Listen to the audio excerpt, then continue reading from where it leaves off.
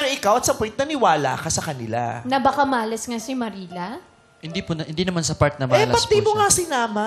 Ba't ka naniwala sa sinabi nilang wag mong isama? Ba't di mo pinarindigan yung girlfriend mo nung oras na yon? Nag-aaway po kami dahil doon. Pag mga ganon bagay.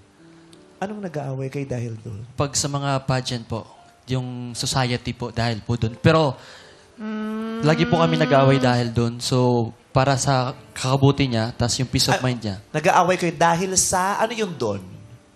Yung asawa ng Don niya? Si Don? Ano? Hindi po, yung sa ano po, Sumasama yung girlfriend.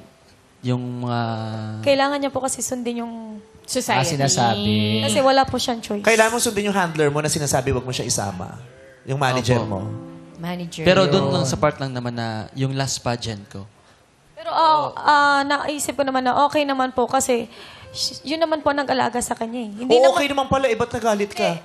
Kumbaga, tanggapin ko na lang na wala akong choice, kundi maging, ano na lang, maging open.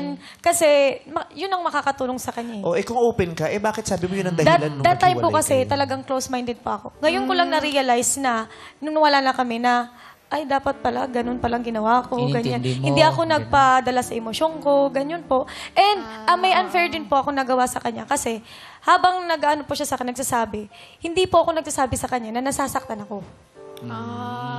Parang okay lang Ay, hindi sa'yo pa ako mangyari. nagiging vocal.